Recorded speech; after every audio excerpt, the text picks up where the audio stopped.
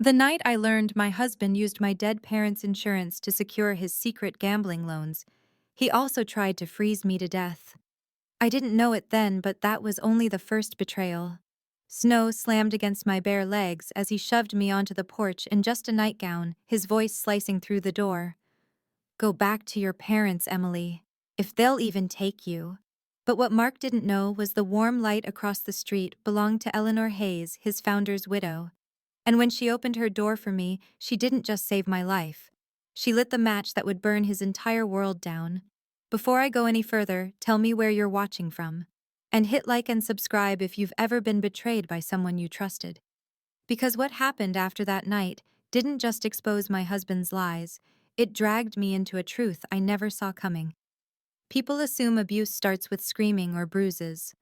Mine started with silence. The kind I grew up with, the quiet, polite kind. My parents weren't cold, they were just distracted people living small, tired lives. I loved them, but I spent a lot of my childhood being almost noticed, almost seen, almost chosen. I still remember being 8, sitting at the dinner table, clutching a blue ribbon I'd won for a school art contest. I tried to show it, waited for the right moment, waited for someone to ask. But dinner came and went, dishes clattered, the TV hummed in the background, and no one ever saw the ribbon tucked under my plate.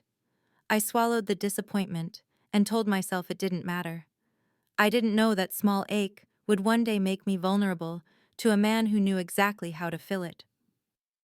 Years later in college, I walked into a crowded birthday party, and that same ache flared up, loud music, louder people, the kind of chaos that makes an introvert search for the nearest exit. I slipped toward a window to breathe. That's when Mark appeared beside me, confident, polished, charming in a way that felt intentional. You look like you're planning your escape, he'd said with a grin. I laughed and his eyes lit up like he'd won something. He asked questions, not generic ones, but the kind that made me feel studied. Where did you grow up? What were your parents like? Do you still draw? He listened like my answers mattered. I fell fast, too fast. The cafe he took me to on our third date was warm and cluttered, a mismatch of chipped mugs and soft jazz. He held my hands across the table and said, "You're safe with me, Emily. You'll never be invisible again." I didn't know that line would become the cruelest lie he ever told. Then came the phone call that cracked my world open. A drunk driver, a late-night movie, two parents who never came home. Grief hollowed me out. Mark stepped in quickly, arranging the funeral, visiting every day, cooking, holding me when I cried. He became the only solid thing in a suddenly empty world. I clung to him like someone drowning grabs the nearest branch, not realizing it's already breaking. I dropped out of school. I took a job at Karen's bakery, flour-dusted mornings, warm ovens, cinnamon air thick enough to hide in. It was supposed to be temporary, but the routine saved my sanity. Mark loved that I leaned on him. He loved it a little too much. The first shift in him was barely noticeable. "Why is Zoe texting you so late? You spend an awful lot of time at that bakery. You don't need to work. I can take care of everything. Not dangerous yet, just controlling enough to make me adjust myself to avoid tension." I told myself it was stress, love, habit, anything but a warning. We married the following year. A small courthouse ceremony, just us. If I'm honest, I think he preferred it that way, no friends of mine to witness anything, no family to ask questions. I had no one left but him, and he liked that arrangement. After the wedding, things changed faster. Money became his responsibility, which quickly turned into his control. He gave me a weekly allowance. He kept spreadsheets of our expenses, then mine. If I bought the wrong brand of toothpaste, he'd frown and say, "Emily, be smarter with our finances." Our home became spotless, quiet, predictable, and suffocating. He chose my clothes, commented on my body, selectively criticized everything from the way I cut vegetables to the way I laughed. Small cuts, deep wounds. But the first moment fear truly touched me happened at a company dinner. The ballroom glowed with soft gold light, violins humming in the corner. When Daniel Hayes, the CEO, approached our table, I'd made a small joke, nothing harsh, maybe slightly off. Mark's hand tightened around my wrist under the table, so suddenly I gasped. "Don't embarrass me," he muttered through clenched teeth. His smile stayed perfect for everyone else. Later, alone in the car, the first bruise bloomed. That night, I told myself it was a one-time thing. Stress, pressure, something fixable. I didn't know it was the first pebble before an avalanche. Around that time, I began noticing the old woman across the street, Eleanor Hayes. She watered her roses red on her porch, moved with the quiet precision of someone who saw everything. Sometimes, when Mark raised his voice in the driveway, I'd notice her curtains shift ever so slightly. She never approached, but she watched. I thought she was judging me. I didn't know she was tracking him. By year 3, Mark's temper had sharpened into something unpredictable. Work made him volatile. Hayes and Cole was entering audit season, and he would come home muttering about mistakes being blown out of proportion. His paranoia grew, checking my phone, my schedule, even my tone of voice. One night he grabbed my phone mid-text and spat, "You're making a fool of me." Another night he reduced our grocery budget by half because he needed to tighten finances, then bought himself a new watch. The bakery became my refuge. Zoe became my anchor. But even she couldn't pull me out yet. One afternoon, she gently rolled up my sleeve to reveal a bruise I'd forgotten to hide. I pulled away automatically, the shame burning hot. "Em," she whispered, "this isn't normal." I knew, but leaving felt like jumping off a cliff with no parachute. I had no money, no parents, no backup plan, and Mark could smell that fear on me like blood. I didn't realize the storm was already gathering. I didn't realize the blizzard would take everything from me and give back even more. All I knew was that each day felt a little colder than the last. I just didn't know why that mattered yet. The winter everything changed didn't start cold. It slipped in quietly, the way danger always does. A chill in Mark's voice, a stiffness in his posture, a silence that stretched too long at dinner. By early December, I could sense it before he even walked through the door. The air in our house carried his mood, sharp, metallic, like the moments before a thunderstorm. I tried to make things easier, dinner ready on time, laundry folded, noise off by 8. None of it mattered. He'd come home already angry. Sometimes I imagined the source was work, Hayes and Cole, the company he worshipped, though I didn't understand much of what he did. He'd complain about Ethan, grumbling that he was a sanctimonious prick, or mutter that Daniel was watching him too closely. I always stayed quiet, but one night, curiosity slipped out. "What's going on at work?" I asked gently. He stopped mid-pace, eyes narrowing like I'd crossed an invisible line. "Don't pry." Then he turned away, leaving me with that cold pit in my stomach. I didn't know then that this was the beginning of a secret far bigger than I could imagine, one that would eventually bring his entire life crashing down. At the bakery, things were different. Warm. Predictable. Human. Flour hung in the air like dusted snow. The ovens hummed steadily. Customers laughed over burnt coffee and sticky pastries. It wasn't glamorous, but it was mine, one of the only things Mark couldn't fully take from me. Zoe and Karen could sense something was wrong long before I admitted it. Zoe especially. She had that uncanny ability to read between the lines. She'd hand me warm rolls with the gentlest, "You okay today?" I always said yes. I rarely was. One day after the lunch rush, she caught me wincing as I lifted a tray. "Em, let me see your arm." "I'm fine," I lied. She crossed her arms. "Let me see it." I rolled up my sleeve. The bruise was ugly purple, blooming into black. Zoe inhaled sharply. "He did that." I didn't answer. I didn't have to. She didn't lecture me, didn't yell. She just stepped closer, lowered her voice and said, "I'm not letting you disappear. Not again." I didn't know she'd already begun documenting everything. Quiet photos, dates, details, things she would one day hand to a lawyer who didn't lose cases. If I'd known, I might have cried right then. The second major reveal before the storm came from someone I'd never expected: Eleanor. I was walking home one snowy afternoon when she stepped off her porch and stopped me. "Emily," she said, "can we talk for a moment?" I froze. No one ever asked to talk to me except Zoe. "And Mark." She motioned toward the porch swing. We sat. The cold wood creaked beneath us. "I knew your mother," she said simply. My breath caught. "You?" "Did long ago," she said. "She volunteered with me at the shelter downtown. Your smile looks just like hers." A warm ache spread through my chest. Eleanor's voice softened. She deserved a happier ending than she got. I stared at her. How do you? Her expression shifted, something heavy, something knowing. Because I lost someone the same way she said. My husband built Hayes and Cole, but my brother destroyed a family before I ever had the chance to intervene. Her eyes glinted with something dark and familiar. I have a weakness, she whispered. I hesitate too long. I watch from the window instead of stepping in.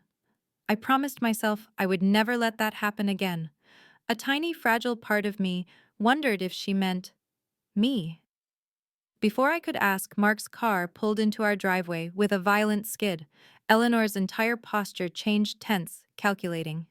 Go, she murmured, before he sees you here. I hurried home. The moment Mark shut the door, he snapped. What were you talking to her about? Just the weather. I lied. He stared at me too long. Later that night while he showered, I stood at the window and looked toward Eleanor's house. Her light was on. She sat at her dining table reading, yet her eyes kept drifting toward our house, cautious, alert. It didn't make sense then. It would later. Around mid-December, something shifted permanently. I had gone to the mailbox for the afternoon mail, a simple thing. Bills, coupons, a holiday card from Karen's sister, but one envelope stood out. Heavy paper, bold red letters, final notice, delinquent loan. I shouldn't have opened it, but something inside me already knew. Mark had taken out a private loan using my parents' insurance documents I thought were locked away. The numbers made my stomach twist. It wasn't late by a week or two. It was months overdue. I held the letter in shaking hands when he came home. What's this? I asked. He didn't even blink. Where did you get that? It was in the mailbox. His jaw tightened. Don't touch my mail. You used my parents' insurance, I whispered. Why? What are you doing? He stepped forward and fear surged so fast I nearly choked. You don't understand anything about finances, he said. Stay in your little bakery world and let me handle the real problems. But this is fraud. He slammed his hand on the table. Don't use words you don't understand. My legs almost gave out. That night I stayed awake and watched him pace the hallway like an animal. He whispered things to himself, cursed at invisible enemies, clutched his hair. I knew then something was broken in him, something dangerous. But the moment I almost left was 2 days later when he grabbed my phone to check who I was talking to. He scrolled through my texts with Zoe deleting anything he didn't like. I lunged to stop him. He spun around, eyes feral. You hiding something? No. You're lying. He pushed me, not hard enough to bruise but hard enough to warn. I stumbled against the wall, breath shaking. That was when I realized this wasn't stress. This wasn't marriage being hard. This was a countdown to the night he would try to make sure I never left him at all. And the snowstorm was just days away. The days leading up to the blizzard felt like someone kept turning down the oxygen in my house. I could breathe technically, but never fully, never comfortably. By then, Mark didn't shout as much, he calculated. He pressed. He cornered. Everything that happened next felt like one long exhale I couldn't take back. It started the Monday after I found the loan notice. I woke early to make coffee before he left for work. I thought it was safer if I kept the morning calm, but when he walked into the kitchen and saw me standing there still holding the mug, he stopped in the doorway. What's wrong with you? He asked. I made coffee. That's not what I asked. He stepped closer, studying my face like he was looking for signs of betrayal. His eyes darted to my phone on the counter. Who were you texting? No one, just Zoe. His lips tightened. You're too close to her. I swallowed. She's my friend. That's the problem. He walked out before I could form a response, grabbed his coat and slammed the door hard enough that the mirror in the hallway trembled. I didn't cry. I was past crying. My body had become something that moved on instinct, shower dress, bakery, home. Fear became muscle memory. That same afternoon during my shift, I noticed a shadow through the bakery window. A tall figure pacing the sidewalk across the street, back and forth, back and forth. Zoe handed me a box of cupcakes, then froze mid-motion. She whispered, don't look right away. But Mark's outside. My stomach sank. He's watching the door. Zoe continued, why I forced myself to breathe. I don't know. She threw the towel down. Do you want me to tell him to leave? I swear I will. No, I said quickly.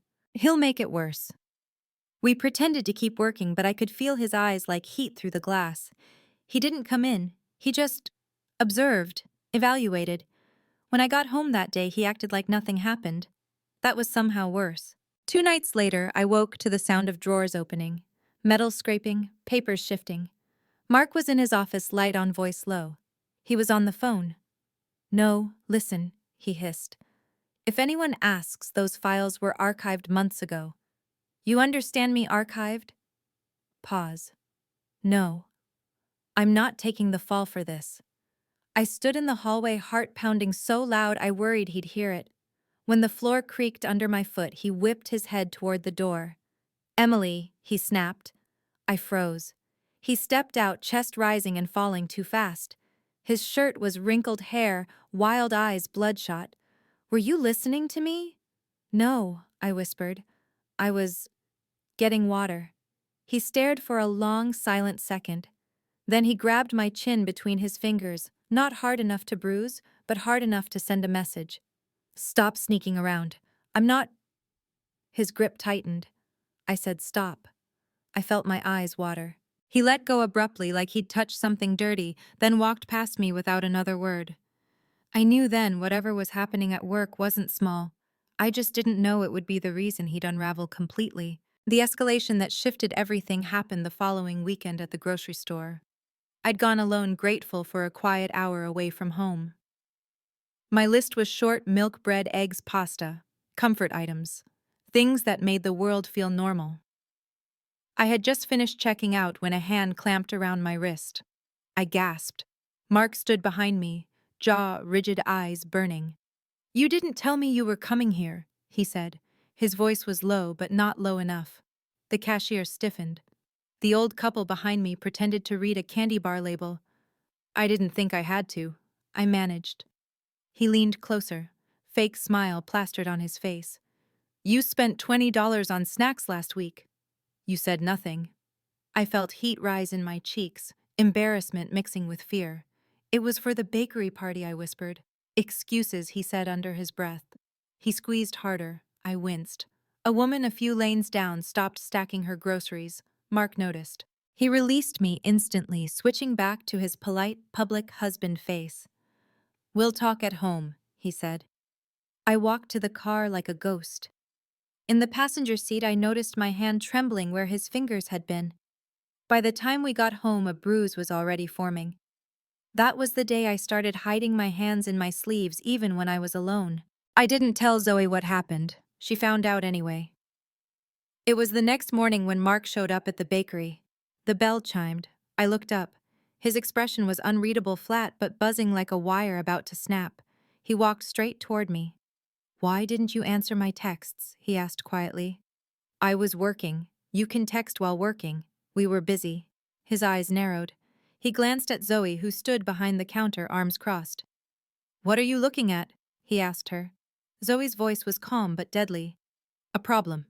My stomach dropped. "Zoe," I whispered. "Don't." Mark stepped closer. Too close. "Stay out of this." "No," she said. "She's at work. You don't get to act like this in public."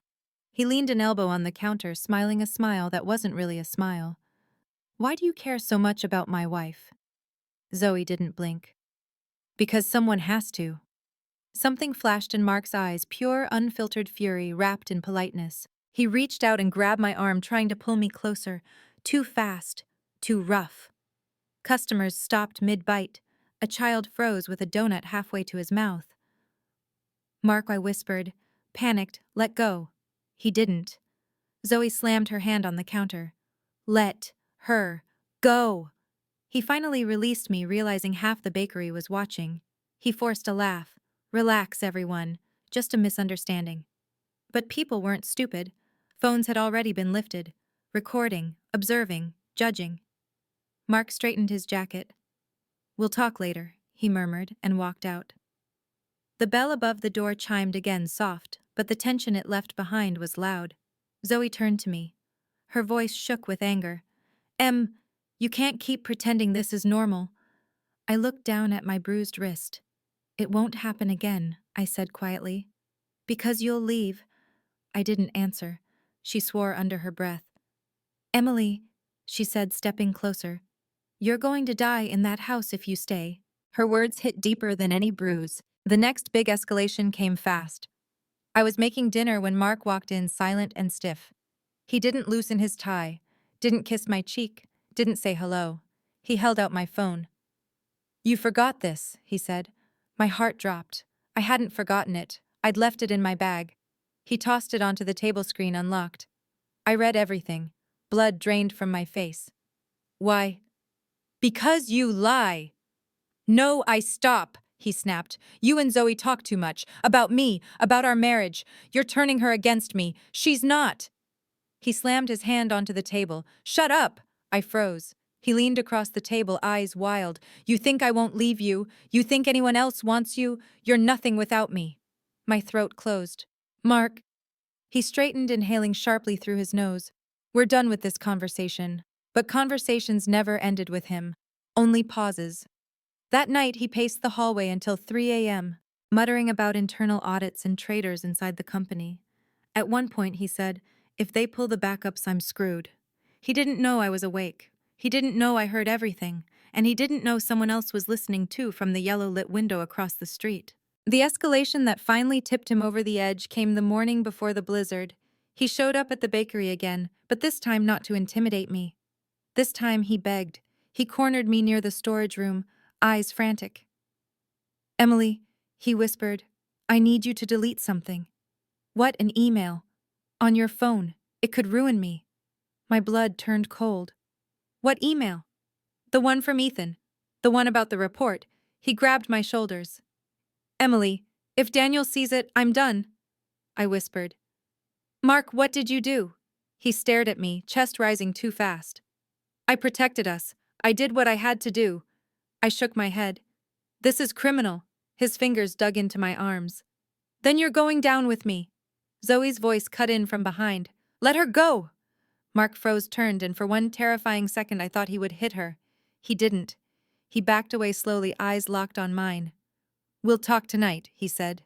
It sounded like a threat, not a plan. And that night, the storm rolled in, literally, and inside our house. By the time midnight hit, the blizzard was screaming around the walls. Snow hammered the windows, wind shook the porch, and Mark finally snapped in a way I didn't even know was possible. I didn't realize it then, but everything he had been hiding, from his gambling to the fraud to the panic, was about to break open. And I was standing right in the center of it. The night of the blizzard didn't erupt. It cracked open slowly, like ice splitting under pressure. I'd felt it coming all day. Mark moved through the house like a man being hunted, except the predator wasn't outside. It was his own guilt snapping at his heels. He barely spoke at dinner. He just sat there, tapping one finger on the table, eyes darting from the window to me, to the hallway, where his briefcase sat like a ticking bomb. Each time the wind hit the house, he flinched. When the storm sirens wailed outside, he finally stood. Where's your phone? He asked quietly. In my bag. He didn't blink. Give it to me. I froze. Why? Because I asked. My pulse thudded in my throat. Mark. No. He stepped around the table with a slowness that scared me more than his shouting ever had. Emily, he said, I need to know you're not talking to anyone. About the company. About me. I'm not, I whispered. He snapped. Not loudly, sharply. Don't lie. He lunged, grabbed my bag, dumped its contents across the floor, lip balm receipts, a stale granola bar. My phone. He snatched it, unlocked it, scrolled fast. The storm outside howled, slamming snow against the windows so hard the glass trembled. Mark's breathing matched the wind, fast, sharp, uneven. You deleted the email, he said. What email? Don't play stupid. I took a step back. I didn't delete anything. He stared at me like he was trying to decide whether I was lying, or whether he was losing his mind. Then he threw the phone so hard it hit the wall and clattered across the hardwood. You think you're better than me, he spat. You think you're smarter. You talk to Zoe. You talk to the neighbor. I don't. You do, he shouted, the first real scream of the night. You've been making me look insane. His voice cracked on the last word. That's when I realized he wasn't just furious. He was terrified. Not of me, but of whatever Hayes and Cole had uncovered. He grabbed a stack of documents from his briefcase, charts. Spreadsheets, printed emails with things blacked out. He threw them onto the table. They think I stole money, he said, pacing. They think I forged approvals. They think I altered reports. He stabbed a finger toward me. You did this. My stomach dropped. I didn't say anything. You talked to Daniel. No. You talked to Ethan.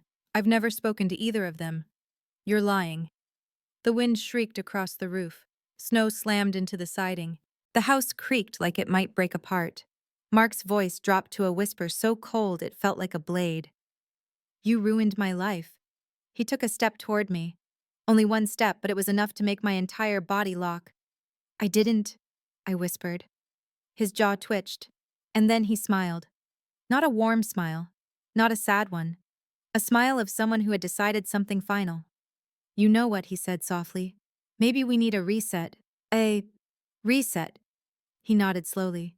You need to remember who's in control. That was the moment dread settled in my chest like cement. He walked past me, opened the front door. The storm roared inside instantly, wind ripping through the hallway, snow spraying across the floor cold, clawing up my legs. Mark, close it. He didn't. He just turned eyes calm. Go outside.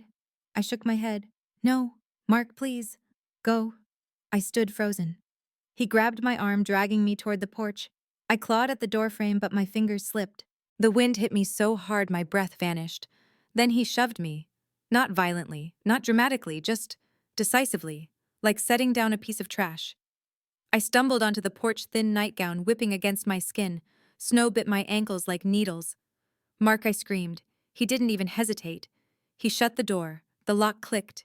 Inside, warm light. Outside, the storm swallowing my breath.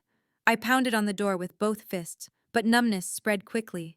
The snow soaked my gown, freezing the fabric to my skin. My hair stuck to my cheeks, turning stiff.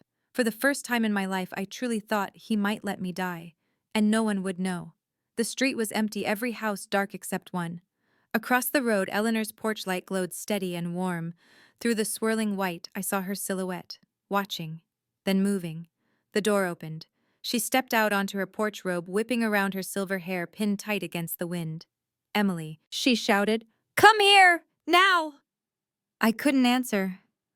My teeth chattered too hard. Now, she repeated, voice cutting through the storm like a siren.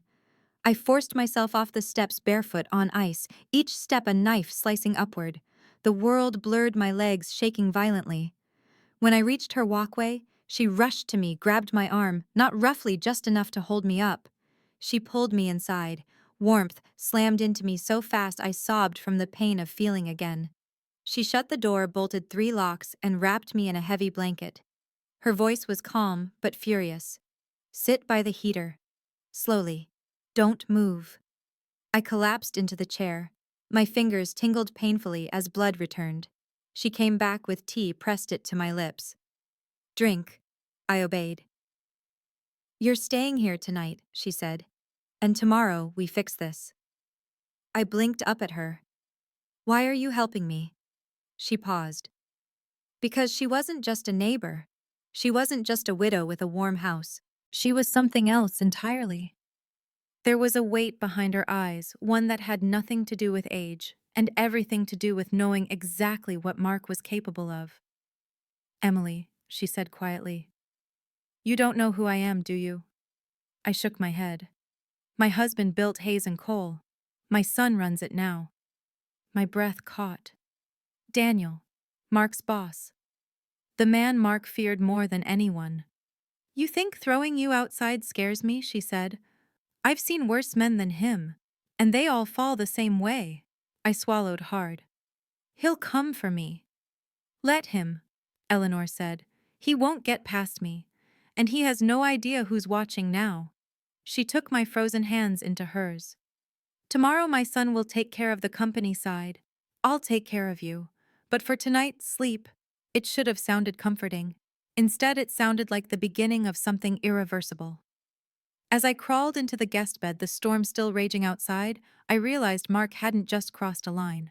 He had crossed the wrong neighbor. And by the time morning came, the real war would begin. Morning came too softly for a night that had nearly killed me. Sunlight leaked through unfamiliar curtains, gentle and pale, like it didn't know the world had cracked open only hours before. For a few seconds, I lay still in Eleanor's guest bed, held by warmth I didn't trust yet. My skin still remembered the cold, how it crawled up my spine, how it pressed into my jaw, how I'd banged on a locked door, begging a husband who never planned to open it. My eyes pricked. The room smelled faintly of lavender and clean sheets. I didn't belong in a place that smelled this kind. But the memory of last night snapped back fast. Mark's voice, the cold, Eleanor's arms pulling me inside, the sound of the locks sliding home. I sat up, heart racing. Somewhere in the house I heard voices. Two. One was Eleanor's. The other was deeper, controlled, clipped in a way I recognized from last night's storm inside Mark's mind. I followed the sound into the kitchen. Eleanor sat at the table. Across from her sat a man in a charcoal coat posture, rigid jaw clenched. His hair was flecked with gray, not from age, but from stress.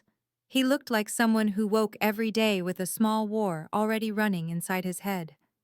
He stood when he saw me. Emily Eleanor said, "This is my son Daniel. Daniel Hayes, CEO of Hayes & Cole, Mark's boss." The man my husband hated, feared, and tried to impress all at once. Now he was standing in Eleanor's small kitchen, looking at me like I was evidence he needed to examine. "Mrs. Hart," he said, voice steady, "I'm very sorry for what you went through." I didn't know what to say. Something about the way he said it, not dramatic, not pitying, grounded me. Like he'd seen worse and learned not to waste words. He gestured to the table. "May I ask you a few questions?" I nodded, hands trembling as I wrapped them around the warm mug Eleanor set in front of me. Daniel opened a folder, the same one he'd carried in the climax of the last version, but now sharper, more focused. "I'll keep this simple," he said. "We've noticed several irregularities in Mark Sullivan's work, missing reports, forged approvals, backdated entries, and last night, shortly before the storm, he tried to delete something from his account." My breath caught. He knew. Eleanor didn't move, didn't blink. She simply watched me, steadying me without touching me. "What I need to know," Daniel continued, "is whether you've heard him mention anything about audits, investigators, Ethan Cole, or missing funds." My throat tightened. I hadn't planned to speak. I didn't think I could. But when I opened my mouth, everything spilled out like a dam breaking. "The backups," I whispered. He was scared they'd check the backups. Daniel's pen froze. "And he used—" I swallowed hard. "He used my parents' insurance to take out a loan, without telling me." I found the notice. He told me not to say the word fraud in the house. Something shifted in Daniel's expression. Not sympathy. Calculation. Determination. The kind of look that meant someone's fate had just been sealed. "That's enough," he said quietly. "More than enough." He closed the folder like a verdict. "He'll be terminated today. And after what you've told me, the board won't hesitate to move forward with an internal investigation. If we find what I think we will." He didn't finish. He didn't have to. Eleanor placed her hand over mine. "You're safe here until then." Safe. I wanted to believe it. But safety was a foreign language I hadn't learned yet. Daniel stood. "My mother will take care of you. But Emily—" He met my eyes. "Don't go back there. Not for anything." I nodded. He left without a single wasted movement, a man who already had 10 fires waiting for him, but chose to come to this one first. The door clicked shut. Eleanor exhaled. "Good. That's the first piece in place." The next hours passed strangely, both slow and too fast. Zoe came by the bakery's back exit to bring me clothes. Karen called to say I had time off, no questions asked. Eleanor made tea, healthy food, warm blankets. My body recovered faster than my mind. But the quiet was temporary. Shortly after 3 o'clock, the world snapped again. I heard the car before I saw it, tires grinding against the curb, engine revving too loud. I moved toward the window on instinct. Mark's sedan sat crooked outside Eleanor's house, snow spraying up behind it. He shoved the door open so hard it bounced back. His hair was a mess coat, undone tie half off. Something raw and frantic twisted his face. He stormed into our house, first slamming doors, screaming my name. A crash. A thud. Another slam. Neighbor curtains fluttered. Then silence. Seconds later, he reappeared on the porch, breathing hard, eyes darting across the street. And then he saw me. Our eyes met through the window. A punch of cold hit my stomach. "He saw me," I whispered. "He's coming." Eleanor didn't panic, not even a twitch. She stood, walked to the door, and unlocked it with a calm that scared me more than the storm had. Let him, Eleanor. I'm not afraid of him, she said, opening the door and stepping into the threshold. And you shouldn't be anymore. Mark was already halfway across the yard, boots crunching on frozen pavement. His breath puffed in furious clouds. Where is she? He shouted. Eleanor stood firm. Lower your voice. Move, he snapped. No. That one word hit him harder than a slap. I'm her husband, he yelled. She belongs with me. She belongs wherever she feels safe, Eleanor replied, voice like cut stone. He got closer, towering over her, red-faced, shaking. You don't know anything about our marriage. I know enough, she said. And so does my son. Something flickered behind Mark's eyes. Fear, recognition, dread. Your son, he muttered. What did you do? I didn't do a thing, Eleanor said. You did. Mark turned sharply, spotting me in the doorway behind her. Emily. His voice broke into two halves, sweet on the surface, venom underneath. Come here, please. We can talk.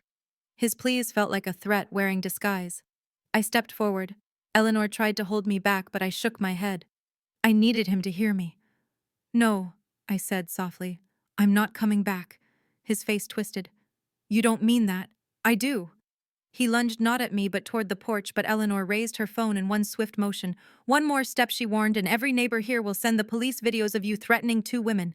He froze, really froze, because only then did he notice the neighbors, the Hoffmans recording, the Porters watching from their window, the young couple next door whispering into a phone. Everyone was there. Everyone had proof. Mark's jaw clenched so tightly I heard his teeth grind. You're all making a mistake, he spat. She's unstable. Funny. Eleanor said, You're the only one screaming. He glared at me, pure hate, mixed with desperation. This isn't over, he whispered. Then he stumbled backward, got into his car, and peeled off tires, shrieking through the remaining snow. The silence he left behind was thick, heavy, final. My legs shook so hard I almost collapsed. Eleanor reached for me, but for the first time I didn't crumble.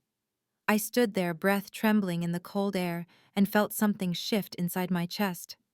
Not relief, not victory. Resolve. Because even though Mark drove away, he wasn't gone. Even though he lost control of me, he would try to reclaim it. Even though he was unraveling, he would try to drag me with him.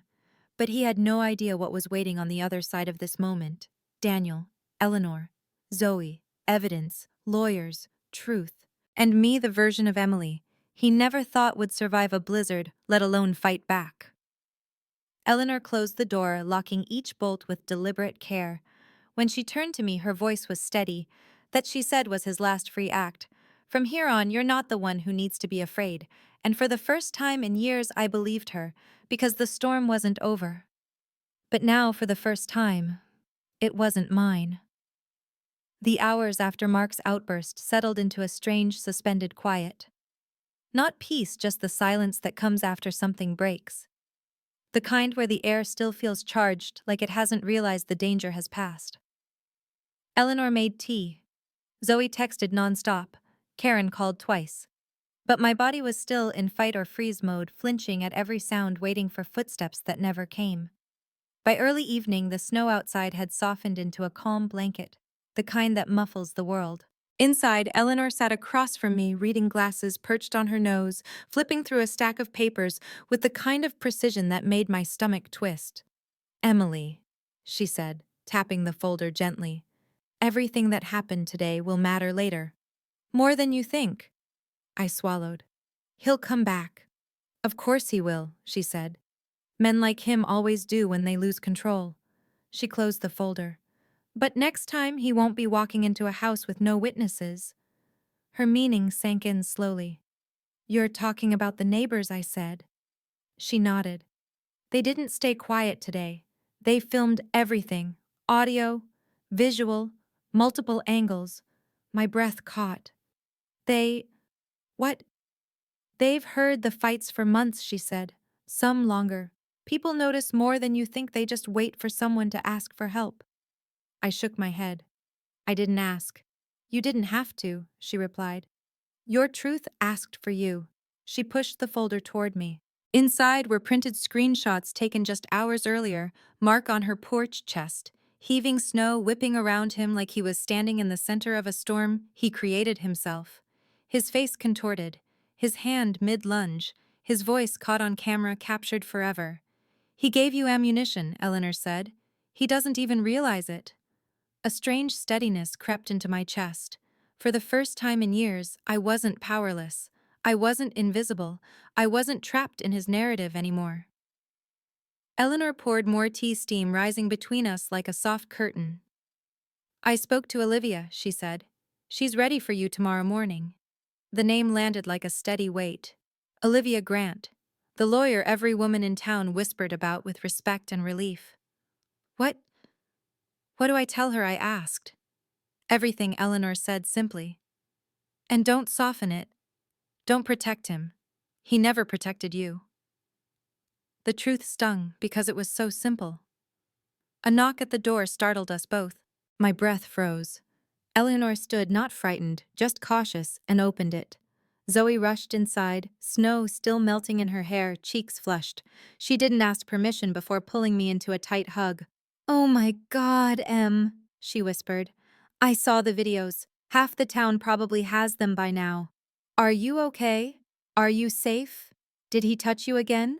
I shook my head. "No, not this time." She pulled back, eyes fierce. "Good. Because if he had, I know," I said softly. "I know." Zoe reached into her bag and handed me a small black flash drive. "What's this?" I asked. "Backup," she said. "Everything I documented, every bruise, every picture, every date, every message he sent me." My chest tightened. "Zoe, I didn't know he—" "I didn't tell you," she said. "I didn't want to hurt you, but now it can help you." The shame that once controlled me didn't rise. Not this time. Instead, something else surfaced: resolve. "Thank you," I whispered. Zoe nodded, jaw clenched. "You're not alone in this. Not anymore." When she left, Eleanor and I sat quietly for a long time.